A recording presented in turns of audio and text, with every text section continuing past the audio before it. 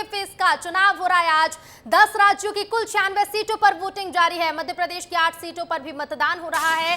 17 करोड़ 70 लाख से ज्यादा मतदाता वोट डाल रहे हैं। पूरे देश भर में चौथे फेज में कुल 1717 कैंडिडेट्स मैदान में हैं और इस फेज में 5 केंद्रीय मंत्री भी चुनाव लड़ रहे हैं। तीसरे फेज तक 284 सीटों पर मतदान हो चुका है और आज चौथे फेज की वोटिंग चल रही है। 10 राज्यों की कुल 96 सीट जिन पर आज मतदान हो रहा है और इन 96 सीटों में मध्य प्रदेश की 8 सीटें भी शामिल हैं। सुबह 7 बजे से वोटिंग शुरू हो चुकी है। 17 करोड़ से ज्यादा मतदाता हैं जो अपने मताधिकार का आज उपयोग कर रहे हैं और कुल 1717 कैंडिडेट्स हैं जिनकी किस्मत का फैसला हो रहा है आज। और इस फेज में 5 केंद्र के मंत्री भी हैं जो चुनाव लड़ रहे हैं। तीसरे फेज तक 284 सीटों पर मतदान हो चुके हैं। आज चौथा फेज है देश का और इसके साथ ही आपको बता दें मध्य प्रदेश में आज आखिरी चरण का मतदान हो रहा है। कुल 8 सीटें जिन पर वोटिंग मध्य प्रदेश में की जा रही है। मध्य प्रदेश में 3 चरणों में 21 सीटों पर मतदान हो चुके हैं। बची हुई 8 सीटों पर मालवा निमाड़ के क्षेत्र में आज वोटिंग चल रही है और चौथे फेज में 10 राज्यों की कुल 96 सीटें शामिल हैं जिन पर मतदान हो रहा है। 1717 प्रत्याशी कुल मैदान में हैं।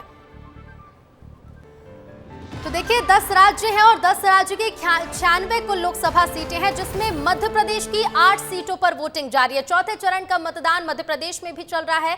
8 सीटों पर सुबह 7 बजे से वोटिंग शुरू हो चुकी है। मध्य प्रदेश के मालवा निमाड़ में आज वोटिंग चल रही है। इंदौर, उज्जैन, धार, रतलाम में वोटिंग हो रही है। इसके साथ ही इंदौर, उज्जैन, धार, रतलाम के साथ खरगोन, खंडवा, देवास और मंदसौर में भी वोट डाले जा रहे हैं। 7 बजे से वोटिंग शुरू हो चुकी है और अगर आपके क्षेत्र में भी आज मतदान है तो जल्दी से जल्दी जाइए और अपने मताधिकार का उपयोग करिए। मध्य प्रदेश का मालवा निमाड़ और मालवा निमाड़ में विधानसभा चुनाव में भी परिणाम कुछ अलग रहे और इसी के साथ कई उम्मीदों को लेकर बीजेपी मैदान में है तो वहीं कांग्रेस भी यहां जीत हासिल करना चाहती है। तमाम प्रत्याशी जिनकी किस्मत का फैसला आज होने जा रहा है। चौथे चरण के लिए मतदान जारी है। 8 सीटों पर वोटिंग हो रही है और सुबह से ही मतदान केंद्रों पर भीड़ लगी है। लोग अपने मत का प्रयोग करने के लिए मतदान केंद्र पर पहुंचने लगे हैं। और चलिए आपको दिखाते हैं 5 तस्वीरें झाबुआ, खरगोन, बुरहानपुर, उज्जैन और धार से ये तस्वीरें सामने आई है। 5 तस्वीरों के जरिए देखिए मतदान करने के लिए सुबह से ही लोगों के पहुंचने का सिलसिला शुरू हो चुका है। 7 बजे से वोटिंग शुरू हो चुकी है। लाइन में लगे हुए हैं लोग और इसके साथ ही आपको चलिए कुछ और तस्वीरें भी दिखाते हैं। फारूक अब्दुल्ला, उमर अब्दुल्ला जो मतदान कर निकले हैं उसके बाद ये तस्वीरें आप देखिए। लगातार हर एक तस्वीर सबसे पहले आपको दिखाएगा विस्तार न्यूज और देखिए पूरे देश भर से तस्वीरें सामने आ रही हैं। जो दिग्गज हैं वो भी वोटिंग कर रहे हैं अपने अपने क्षेत्रों में पहुंचकर और इसके साथ ही लोगों की लाइनें भी सुबह से ही लगी हुई हैं। 7 बजे से वोटिंग शुरू हो चुकी है। कुल 96 सीटों पर मतदान हो रहे हैं। मध्य प्रदेश की 8 सीटों पर वोटिंग लगातार जारी है।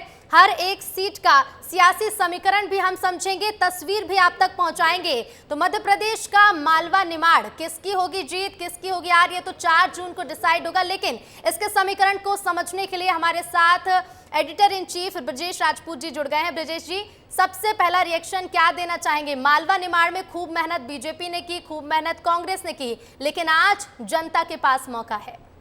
ऋतु देखिए, ये जो चौथे फेज़ का इलेक्शन है हमें मध्य प्रदेश के लिए इसलिए बहुत खास है कि इस फेज़ के साथ ही मध्य प्रदेश में चुनाव खत्म हो जाएगा। सभी 29 सीटों पर चुनाव खत्म हो जाएगा और आज मध्य प्रदेश में जहां चुनाव हो रहा है वो मध्य प्रदेश का पश्चिमी इलाका है। आप देखेंगे कि चुनाव आयोग ने किस तरीके से स्ट्रेटजी बनाई थी कि पश्चिमी मध्य प्रदेश से, पूरी मध्य प्रदेश से वोटिंग शुरू हुई थी।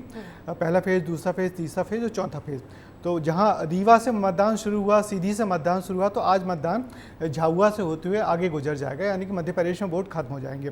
पर सबसे खास बात यह कि ये वो इलाका है मालवा निमाड़ जहाँ से कहा जाता है कि सत्ता की चाबी इसी जगह से आती है। मध्य प्रदेश में जो भी विधानसभा मालवा निमाड़ में हाथ मारता है, बाजी मारता है, उसी की सरकार बनती है। और मैं आपको बताऊं, ये वो इलाका है, कहने को यहाँ पे आदिवासी समाज बहुलता से है, मगर इस पूरे इलाके में इतनी ज़बरदस्त वोटिंग होती कि अभी मैं आंकड़े देख रहा था तो हैरान था कि पिछले बार से इंदौर में 69% वोट हुए थे। अदरवाइज जितनी बाकी 7 सीटें हैं, रतलाम, मंदसौर, खंडवा, उज्जैन, उज्जैन, देवास, खरगोन, धार, सभी जगह 75% से ज़्यादा वोट पड़े थे। आप समझ सकते हैं कि हम लोग आदिवासियों को भले ही कहें कि आदिवासी दुर्गम इलाकों में रहते हैं, आदिवासी कम पढ़े लिखे होते हैं, वोट को लेकर जागरूकता नहीं होती, मगर ये आंकड़े साबित करते हैं कि वो अपने मताधिकार का प्रयोग कितनी गंभीरता से करते हैं। और इन आदिवासी वोटों को जिसने साध लिया वो इस जगह से चुनाव जीत जाएगा।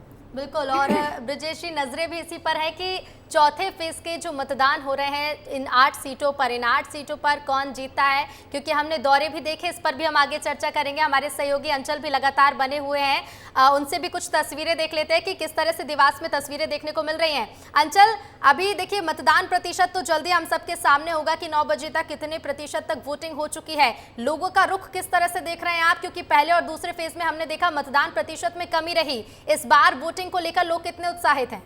अंचल।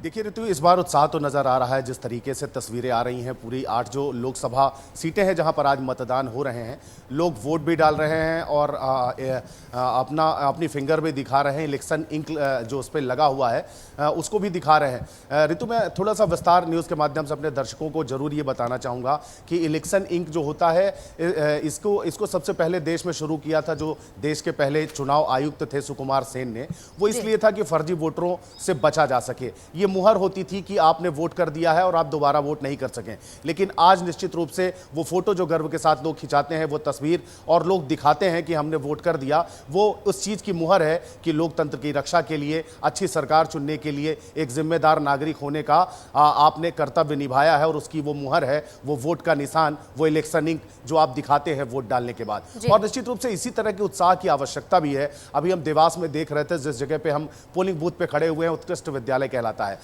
5-6 छात्र स्कूल के गणवेश में यहाँ पर आए हुए हैं, और वो दिव्यांग लोगों को, वो लोग जो शारीरिक रूप से अक्षम है, आ नहीं पा रहे हैं, उन्हें व्हील चेयर में ला रहे थे। लौटूंगी मैं आपके पास। उमर अब्दुल्ला इस वक्त कुछ कह रहे हैं, सुनवा देते हैं हमारे दर्शकों को क्या कुछ कह। अपने जमहूरी हक का जो है वोटर इस्तेमाल करें। अगर के ये कहा गया है कि कोई बॉयकॉट नहीं है, किसी तरह की वायलेंस नहीं है, किसी तरह का खतरा नहीं है, तो फिर बढ़ चढ़ के लोगों को जो है इस इलेक्शन में हिस्सा लेना चाहिए, अपने वोट का इस्तेमाल करना चाहिए, क्योंकि आखिरकार यही एक जमहूरी तरीका है जिससे कि हम अपनी आवाज़ जो है वो बुलंद कर सकें। उमर साहब, ये चीज़ पहली बार हो रही है, यहाँ कोई हड़ताल काल इस बारी नहीं है, कोई आज इलेक्शन के दिन आप शाम तक वेट करके देखते हैं ना, अब इसका कितना असर पड़ेगा। आप कहते हैं कि कोई बॉयकॉट कॉल नहीं है, ठीक है ना, अब नहीं है, तो इसका वोटरों पे कितना असर पड़ेगा। आज शाम जब तक पोलिंग बूथ खुले हैं तब तक देखें। अब जो देखिए, अब इस बार तो चलिए फिर आप मान के चले ना कि जो वोट में हिस्सा नहीं ले रहा है, अपनी मर्जी से नहीं ले रहा है। अब कितने वोटर जो हैं पुलवामा ज़िले में, शुपियाँ असेंबली हल्के से, श्रीनगर से जो हैं, कितने वोटर अपने वोट का इस्तेमाल कर। और चलिए सीधे रुक करते हैं, मेरे सहयोगी अंचल लगातार बने हुए हैं। अंचल, मतदान की अपील तो देखिए सभी कर रहे हैं, तस्वीरें आप दिखा रहे थे, अपनी बात भी पूरी कीजिएगा अंचल जी। तो ऋतु में यही कह रहा था कि जिस तरीके से वो छात्र विद्यालय के जिनका वोटर लिस्ट में नाम भी नहीं है, वो कितनी जिम्मेदारी के साथ यहाँ पर लगे हुए हैं, और वो अपनी मर्जी से आए हैं, किसी ने उन्हें यहाँ बुलाया नहीं, किसी ने ड्यूटी नहीं लगाई, लेकिन वो कह रहे हैं कि राष्ट्र निर्माण में हमारा भी योगदान होना चाहिए। जैसा कि राम सेतु में गिलहरी का भी योगदान महत्वपूर्ण माना जाता है, उसकी चर्चा होती है। तो निश्चित रूप से विस्तार न्यूज़ जैसे लगातार भी अपील कर ही रहा है कि सारे काम छोड़ दें, सबसे पहले वोट दें। और निश्चित रूप से जो प्रथम आंकड़े आने वाले हैं, प्रतिशत कितने प्रतिशत मतदान हो चुके हैं, वो निश्चित रूप से 3 चरण के जो मतदान हो चुके हैं उससे कहीं ना कहीं ज़्यादा संतोषजनक रहने वाले हैं, ये मैं यहाँ पर देख पा रहा हूँ। और जिस तरीके की तस्वीरें 8 लोकसभा सीटों से लगातार आ रही हैं, वो ये तय करती हैं ऋतु। बिल्कुल बिल्कुल, लौटूंगी मैं अंचल आपके पास। ब्रजेश जी, बहुत खास बातें अंचल ने हमें बताई। देखिए, बूंद बूंद से ही घड़ा भरता है, और जिस तरह से हर एक छात्र पहुंच रहा है अपनी जिम्मेदारी को समझते हुए, भले भी हमारा वोटर लिस्ट में नाम नहीं है, लेकिन हम भी जिम्मेदार है कि लोगों को जागरूक कर सके। पहले चुनाव का जिक्र कर रहे थे अंचल, उसके बारे में मैं थोड़ा आपसे पूछना चाहूंगी। अच्छा रेफरेंस दिया कि जो हमारे देश के पहले चुनाव आयुक्त थे सुकुमार सेन, तो इतने बेहतर तरीके से उन्होंने चुनाव लड़वाया था। उतने बड़े देश में आज़ादी, मैंने 47 में आज़ादी आई, फिर हम आज़ाद लोकतंत्र डेमोक्रेटिक हुए, लोकतंत्र हुआ 1950 में। उसका 1952 जो पहला इलेक्शन हुआ, तो पहले इलेक्शन में चुनाव करवाना बहुत कठिन काम था कि भारत बहुत दुर्गम इलाका था। तो उस अब जो हम EVM आ गए हैं, पहले हम मतदान की पेटियाँ होती थी, वो पेटियाँ मतलब बड़ी बड़ी पेटियाँ होती थी और ऐसा उन पेटियों पर निशान लगे होते थे, पार्टियों के निशान लगे होते थे कि आपको यदि पंजा तो खैर बहुत बाद में आया, उस वक्त जनसंघ का दिया होता था, तो उस पेटी पे जनसंघ का दिया होता था। एक गाय बछड़े की एक छवि होती थी, तो वो कांग्रेस का निशान था। तो वो पेटियों में जाके लोग वोट डालते थे, ठप्पा लगाते थे और वोट डालते थे। और उन मशीनों को, उन पेटियों को बनाने में बहुत सारा इस्पात लगा हुआ था और फिर वो पेटियां दुर्गम इलाकों तक पहुंचाई गई, वहां से वापस लाई गई।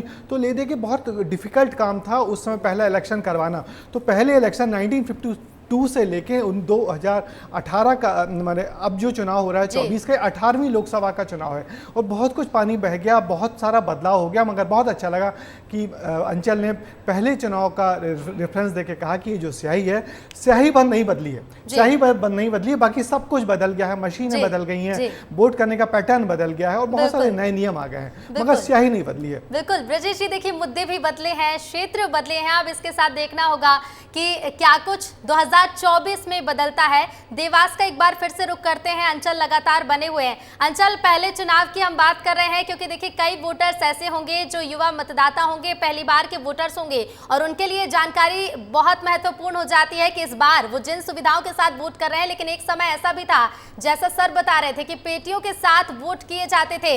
इस बार देवास की जनता क्या कह रही है, किस बदलाव को लेकर जनता वोट चाहती है?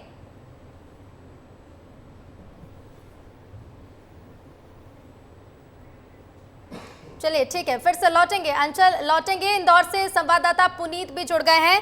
पुनीत, इंदौर के मुकाबले की अगर बात करें, देखिए एक तरफा भी कह सकते हैं, लेकिन कई अन्य प्रत्याशी हैं, 13 अन्य प्रत्याशी हैं जो बीजेपी प्रत्याशी के अलावा मैदान में हैं। इंदौर में कई तरह के अभियान चलाए जा रहे हैं। हम देख रहे हैं फेमस है 56 दुकान, जहां पर पोहा जलेबी फ्री है कि लोग वो स्याही दिखाएंगे, वो निशान दिखाएंगे कि वो मतदान कर चुके हैं और उसका लुत्फ उठा सकेंगे। भीड़ किस तरह से देख रहे हैं मतदान केंद्रों पर, लोगों का रुख कितना देखने को मिल रहा है पुनीत? बिल्कुल, देखिए सुबह से लोग मतदान करने के लिए निकल चुके हैं। इस वक्त हम मौजूद है कनकेश्वरी महाविद्यालय में। यहाँ पर कैलाश विजयवर्गीय, मंत्री कैलाश विजयवर्गीय अपने परिवार सहित मतदान करने पहुँचेंगे। यह आदर्श मतदान केंद्र है, देखिए कितना खूबसूरत इसे बनाया गया है, अच्छी पेंटिंग्स की गई है, नीचे कारपेट भी बिछाया है। और एक और ख़ास बात यहाँ की यह है कि जितने भी मतदाता है उनको ठंडा पिलाया जा रहा है। ये देखिए यहाँ पर बिस्किट भी है, चिप्स भी है और यहाँ पर ये देखिए ठंडी बोतलें भी है, जीरू है, फ्रूटी है। तो तमाम लोग आ रहे हैं और इनका लुत्फ भी ले रहे हैं। देखिए यहाँ पर हम देख सकते हैं कि लोग हैं, हम बात करने की कोशिश भी कर लेते हैं। मैम, मतदान कर लिया है आपने? जी बिल्कुल कर लिया। और यहाँ पर ये ठंडा भी पिला रहे हैं, क्या कहना चाहेंगे? पहली बार हो रहा है सर? बहुत अच्छा लग रहा है कि इतनी व्यवस्था है और बहुत अच्छे से मतदान के लिए हम लोग मतलब प्रसन्न है बोल सकते हैं। मैम, आप क्या कहेंगे? नहीं, बहुत अच्छा है, आई मीन अरेंजमेंट बहुत अच्छी है और इसके लिए वोटर्स बहुत ज़्यादा मतलब आने के लिए मतलब अट्रैक्ट होंगे। पुनीत, इन मतदाताओं से ये भी पूछेगा कि जो चुनाव आयोग ने जो लकी ड्रॉ निकाले हैं, जिस तरह की व्यवस्थाएं की हैं, आकर्षक केंद्र बनाए गए हैं, इन चीज़ों ने तो मतदाताओं को प्रभावित किया है। क्षेत्र के मुद्दों ने कितना प्रभावित किया है इनको? जी बिल्कुल हम बात करेंगे। देखिए यहाँ पर सेल्फी पॉइंट भी बनाए गए हैं कि जो लोग हैं वो आकर सेल्फी भी ले सकते हैं मतदान के बाद। तो निश्चित तौर पर काफ़ी अच्छी व्यवस्थाएं हैं। यह जो बूथ है आदर्श मतदान केंद्र है, पुलिस की भी व्यवस्था है, देख सकते हैं यहाँ पे खुद थाना प्रभारी और एसीपी भी मौजूद हैं।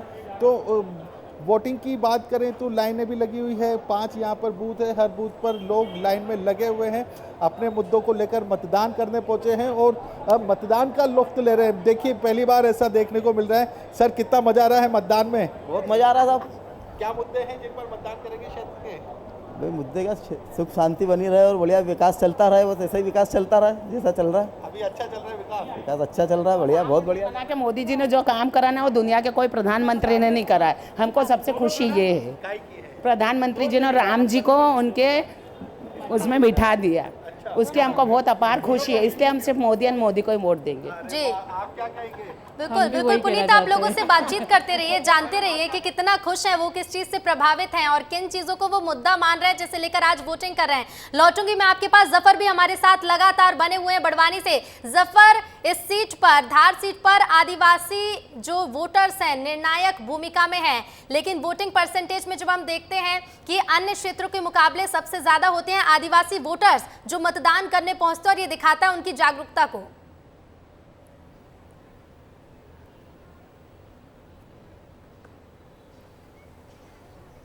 नहीं वापस ऑन कर लिया जी। जफर, इन दोनों में फर्क ये दिख रहा है कि पीछे की जो तस्वीर आप देख सकते हैं, यहां पर मतदाता नहीं है, धीमी गति से मतदान चल रहा है। उसका कारण क्या है इसका पता तो अभी तक नहीं चल पाया, क्योंकि लेकिन जो आदिवासी वोटर्स है वो सुबह से लंबी कतारें में, क्योंकि अभी कुछ इलाकों में बारिश भी हो चुके हैं, लेकिन उसके बावजूद लंबी कतारें वहां पर लगी हुई है। मैं थोड़ी ही देर में वहां भी पहुंचने वाला हूं, लेकिन मैं बड़वानी के जिस पौष इलाके में खड़ा हूं वहां पर घनी आबादी है, और घनी आबादी के बावजूद यहां पर कितना धीमी गति से मतदान चल रहा है। निश्चित तौर पर ये मतदान के बाद जो नतीजे आएंगे उस पर गहरा असर डालेगा।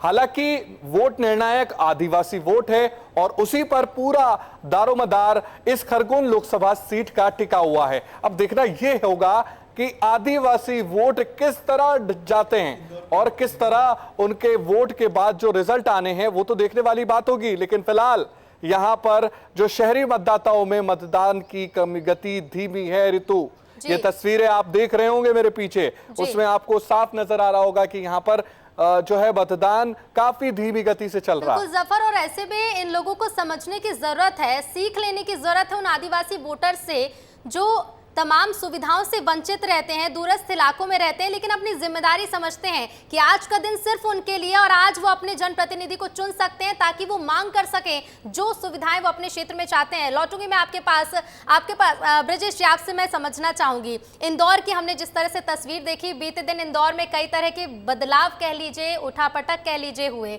लेकिन इस बार किस तरह का मुकाबला देख रहे हैं, क्योंकि एक और मौजूदा सांसद हैं, कई मुद्दों के साथ हैं, लेकिन लोकसभा चुनाव में हम देख रहे हैं स्थानीय मुद्दों के साथ जो देश के मुद्दे हैं या बड़े मुद्दे हैं वो हावी हो रहे हैं चुनाव में। देखिए, इस पूरे हम 8 सीटों की बात करें तो पूरी 8 सीटों में सबसे दिलचस्प चुनाव यदि कहीं हो रहा है तो वो रहा है इंदौर में, क्योंकि इंदौर में चुनाव नहीं है। कांग्रेस जिस तरीके से मैदान से बाहर हो गई है उससे लग रहा था कि चुनाव एकदम खत्म ही हो गया है।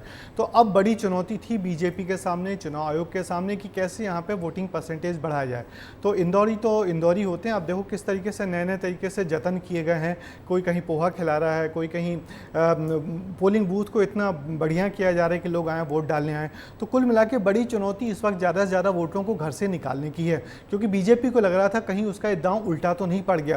कांग्रेस के प्रत्याशी को उठा के बीजेपी ज्वाइन करवाने से पूरा चुनाव वहां नीरस हो गया था, जिससे बीजेपी को नेताओं को बुरी तरीके से झाड़ भी पड़ी कि आपने ऐसा क्यों किया, ऐसा नहीं किया जाना चाहिए। जिससे, क्योंकि ये सब हरकतें वो होती हैं जिससे लोगों का लोकतंत्र के प्रति, डेमोक्रेसी के प्रति और चुनाव के प्रति एक अरुचि पैदा हो जाती है कि हम वोट आखिर दें तो, क्योंकि मुकाबला ही नहीं बचा। मगर इस मुकाबला नहीं होने के बावजूद इंदौर में सबसे ज़्यादा प्रत्याशी हैं। कांग्रेस का प्रत्याशी भले ही हट गया हो, मगर उसके बाद भी 17 प्रत्याशी हैं जो पूरी 7 विधानसभाओं के मुकाबले सबसे ज़्यादा है, और 7 लोकसभा सीटों में उतनी प्रत्याशी नहीं है जितने ज़्यादा इंदौर में हैं। और आपको ये भी बता दूं कि इंदौर में जो 25 लाख से ज़्यादा मतदाता आपके पास ब्रजेश लौटेंगे। उज्जैन सांसद अनिल फिरोजिया मौजूदा प्रत्याशी भी क्या कह रहे हैं सुनवा लेते हैं। और आप देश के विकास के लिए सहभागी बने। जब भी उज्जैन सीट की चर्चा होती है तो मार्जिन की चर्चा होती है कि कितना जीत अंतर है, क्या टारगेट लेके चले? पिछला जो है हमारा जीत का अंतर को हम और डबल करेंगे।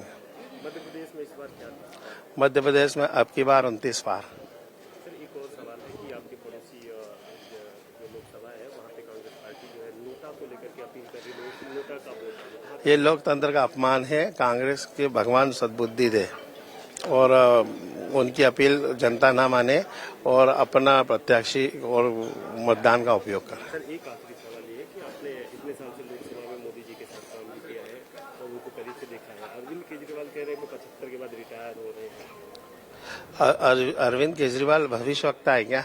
पहले अपना भविष्य देखे, फिर बाद में दूसरे का भविष्य बताए। बिल्कुल ब्रजेश जी, हम सुन रहे हैं मौजूदा सांसद भी हैं, प्रत्याशी भी हैं अनिल फिरोजिया। देखिए, आरोप प्रत्यारोप का तो आप कह सकते हैं कि समय ही खत्म हो चुका है। अब सिर्फ अपील का समय बचा है कि जो लोग घर में बैठे हैं वो वोट दें। लेकिन इसके साथ ही हम ये भी देख रहे हैं ब्रजेश जी कि जिस तरह से कह रहे हैं कि जो जीत का अंतर पिछले चुनाव में था, यानी कि 19 के लोकसभा चुनाव में, वो अंतर अब डबल होगा। क्या लगता है, किस आधार को लेकर इतना कॉन्फिडेंट में है बीजेपी? नहीं, देखिए, ये बड़ी चुनौती है बीजेपी के। इन तमाम सीटों पे वही प्रत्याशी हैं जो पिछले बार भी थे, तो बहुत सारे प्रत्याशी रिपीट किए गए हैं। तो अब उनके सामने यही चुनौती कि कैसे अपने जीत के अंतर को बढ़ाया जाए। हालांकि पिछली बार जीत का अंतर बहुत ज़्यादा था, क्योंकि तब बहुत कुछ ऐसा था कि बालाकोट का असर था, मोदी लहर थी, मगर अब वैसी लहर असर शुरुआत में तो दिख रही थी, मगर अब वैसी लहर धीरे धीरे कमज़ोर होती जा रही है। यही वजह है कि पहले फेज़ के बाद दूसरे तीसरे फेज़ में, पहले और दूसरे फेज़ में बहुत कम परसेंटेज वोटिंग का आया। तो अब बड़ी चुनौती सभी के सामने कि ज़्यादा से ज़्यादा वोट करवाया जाए, जिसका नतीजा हुआ कि तीसरे फेज़ में अच्छी वोटिंग हुई। चौथे फेज़ में फिर यही कोशिश की है कि ज़्यादा से ज़्यादा, यदि वोटिंग ज़्यादा होगी तब हार जीत का अंतर भी ज़्यादा होगा। और पर मगर मैं फिर भी कहूँगा कि अभी इन तमाम मालवा की इन 8 सीटों में से कम से कम 3 और 4 सीटों पर कांटे का मुकाबला है। कहना बहुत मुश्किल है कि बीजेपी आसानी से निकाल लेगी जिस आसानी से पिछली बार उसने निकाला था। हम रतलाम की बात करें तो रतलाम झाबुआ में बहुत तगड़ी फाइट है। धार की बात करें तो वहाँ भी कड़ा मुकाबला है। इंदौर भले ही छोड़ दिया जाए, मगर उसके अलावा हम खरगोन की बात करें, खरगोन में ही बहुत टफ मुकाबला है। तो मुकाबले तो कड़े हैं। अब पूरी चुनौती इस बात की कि कौन अपने वोटर को कितना निकाल के ले जाता है। मगर ये सारी जगहों पे पिछली बार 75% से ज़्यादा वोट हुआ था, इंदौर को छोड़ के। अब इंदौर के सामने फिर चुनौती, कैसे वोटिंग परसेंटेज बढ़ाया जाए। मगर मुश्किल ही लग रहा है कि इंदौर में वोटिंग परसेंटेज पिछली बार तक ही पहुँच पाएगा। पिछली बार इंदौर का वोटिंग परसेंटेज 69% था, 69% था, जबकि इंदौर में सबसे ज़्यादा मतदाता है। करीब 25 लाख मतदाताओं वाला शहर इंदौर है। तो अब इंदौर में बहुत बड़ी चुनौती है कि किस तरीके से वोटिंग परसेंटेज बढ़ाया जाए। और इन जो अलग अलग जगह हैं, उज्जैन की बात करें, खंडवा की बात करें, या बुरहानपुर की, या हम मंदसौर की बात करें, इन प्रत्याशियों के सामने चुनौती कैसे अपने जीत का अंतर बढ़ाया जाए। मगर जीत का अंतर ये बढ़ा पाएंगे, इसमें बहुत शक लग रहा है कि नहीं, जीत का अंतर बढ़ा पाना बहुत मुश्किल है। बिल्कुल ब्रजेशी, क्योंकि जिस तरह से खरगोन का जिक्र आपने किया, रतलाम का आपने जिक्र किया कि कई ऐसे हैं, 3 से 4 ऐसी सीट है जहां पर मुकाबला कड़ा है और इसी को कांग्रेस ने भी बखूबी समझा है। दौरे भी हुए, दौरे पर भी हम बातचीत करेंगे। लगातार अपने दर्शकों तक हर एक तस्वीर भी पहुंचाते रहेंगे। मेरे सहयोगी लगातार मुस्तैद है मतदान केंद्रों पर, आप तक पहुंचा रहे हैं तस्वीरें।